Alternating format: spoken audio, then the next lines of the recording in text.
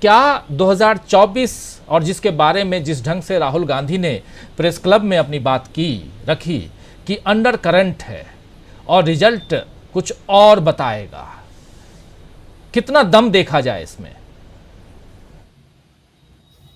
देखिए, उसके लिए राजीव जी 2024 की चर्चा करने के पहले चलते 2014। और 2014 में क्या हो रहा था वहां से शुरू करते हैं, बहुत कम समय में बताऊंगा। 2014 में मोदी साहब को अमेरिका का वीजा नहीं था, ना यूरोप का वीजा था, ना इंग्लैंड का वीजा था। बड़ी एक कंपनी इंगेज की गई जिन्होंने मोदी साहब की उन देशों विदेश यात्राएं कराई जिन देशों में उनके वीजा लग सकते थे। और बड़े पैमाने पर कुछ लोग अमेरिका में या यूरोप में लगाए गए मोदी साहब की लॉबिंग करने के लिए। और उसके बाद आप देखिए कि जब मोदी साहब चुन कर आते हैं तो पहले सत्र में वो लगातार यूरोप जा रहे हैं और झप्पियां दे रहे हैं हेड ऑफ स्टेट्स को।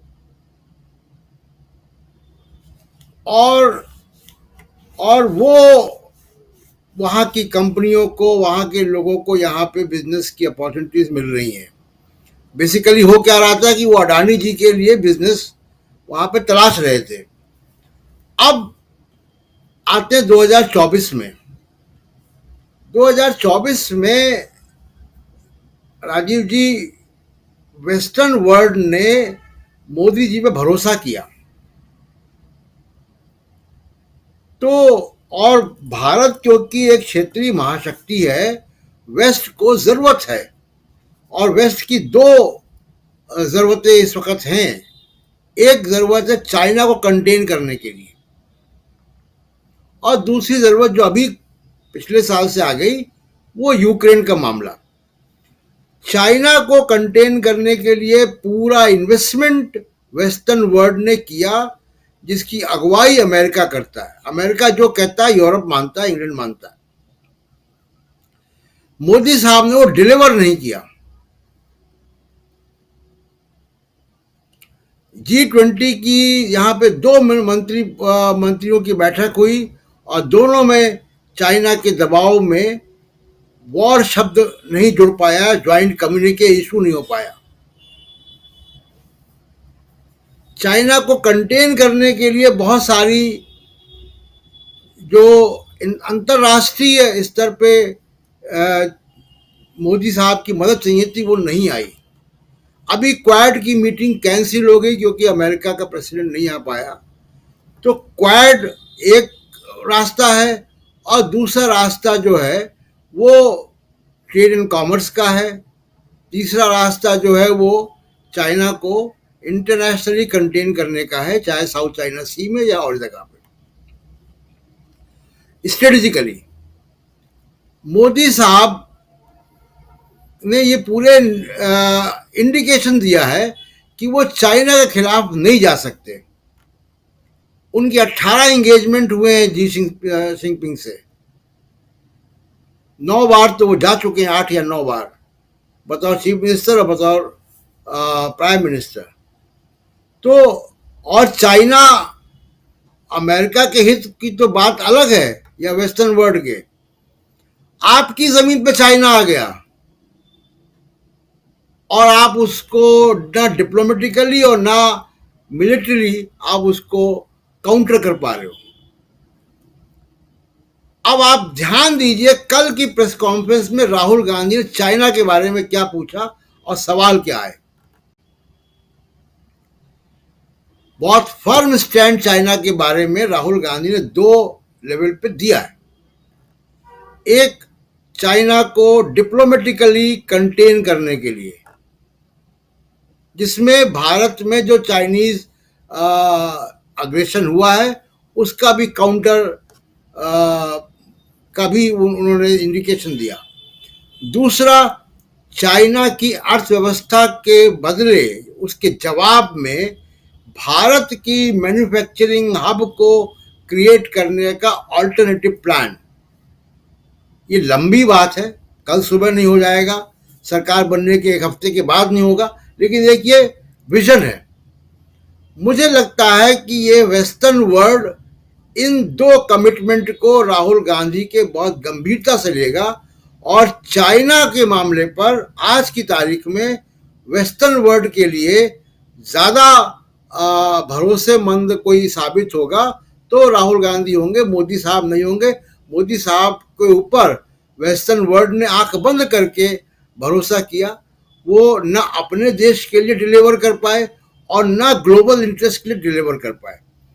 ग्लोबल इंटरेस्ट इस बात में है कि चाइना के जवाब में एशिया में कोई एक महाशक्ति खड़ी हो।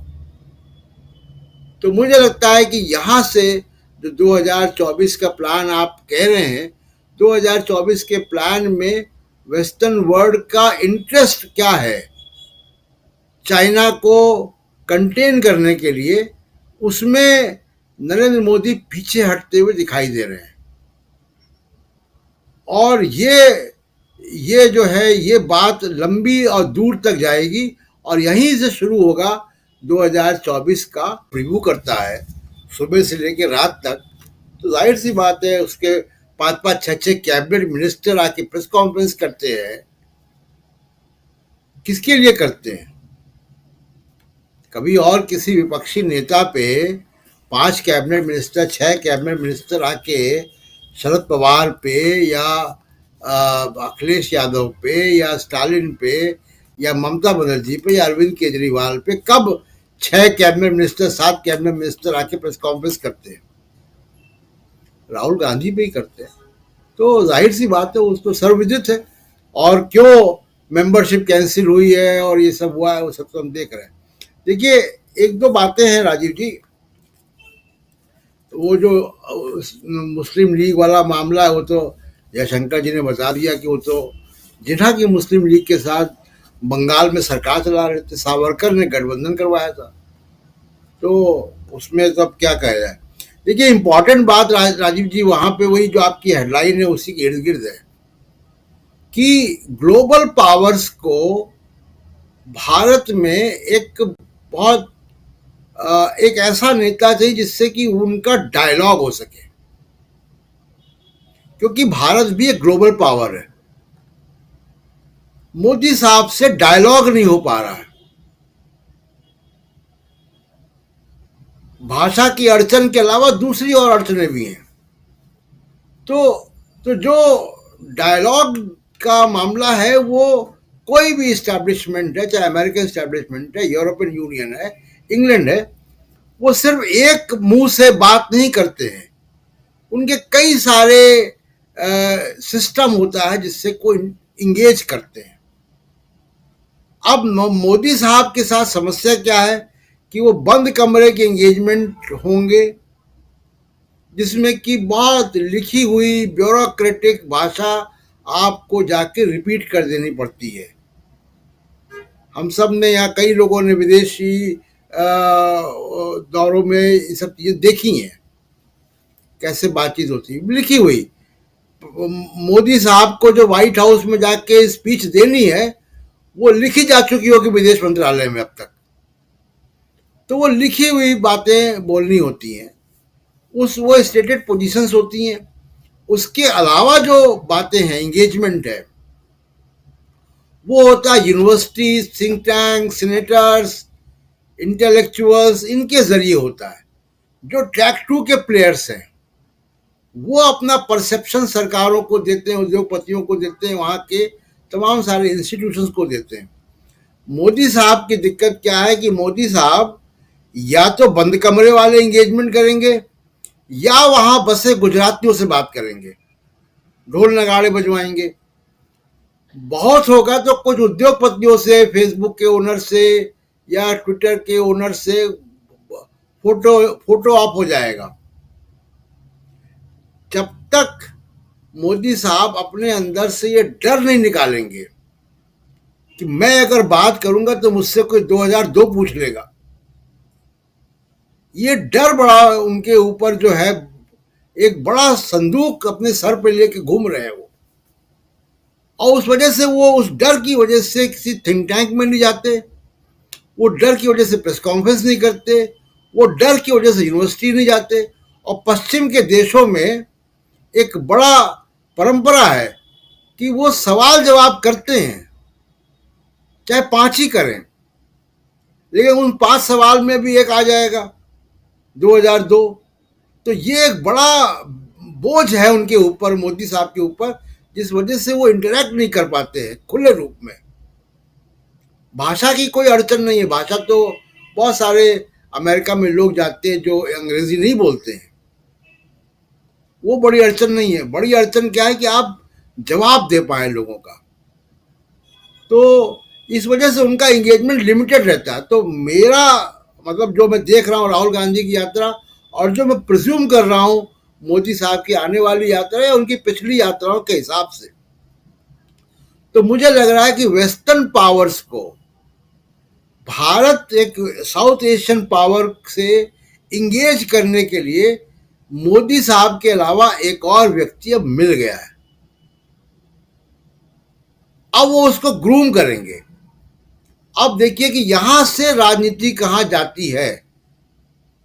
कोई नहीं मान रहा है कि अमेरिका भारत के चुनाव कंट्रोल करता, नहीं करता, एक परसेप्शन क्रिएट होता है।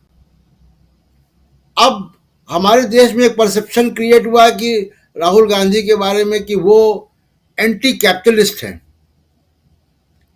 अमेरिका तो ये नहीं मान रहा है। वो एंटी कैपिटलिस्ट आप क्यों मान रहे हो? क्योंकि अडानी के खिलाफ है। तो अमेरिका तो अडानी जैसे लोगों को जेल में डाल देता है। तो वहां तो अमेरिका तो नहीं मान रहा है। तो मुझे लगता है कि ये जो विजिट है राहुल गांधी की, ये बड़ी इंपॉर्टेंट विजिट है कि राहुल गांधी अब पश्चिम देशों के लिए एक बड़े स्टेक होल्डर हैं भारत की तरफ से। और ये भारत में भी जो मीडिया है और जो दूसरे इंस्टीट्यूशंस हैं, इनको मानना पड़ेगा। बेइज्जत होके मानेंगे तो देर करेंगे, तो बेइज्जत होके मानेंगे, वरना अगर ऐसे मान लेंगे तो ठीक रहेगा। राजीव जी। बिल्कुल। और धीरे धीरे एक परसेप्शन तो राहुल गांधी के पक्ष में बनता हुआ दिखाई तो दे ही रहा है, भले यहाँ पर राहुल गांधी को बदनाम करने की कोशिश हो या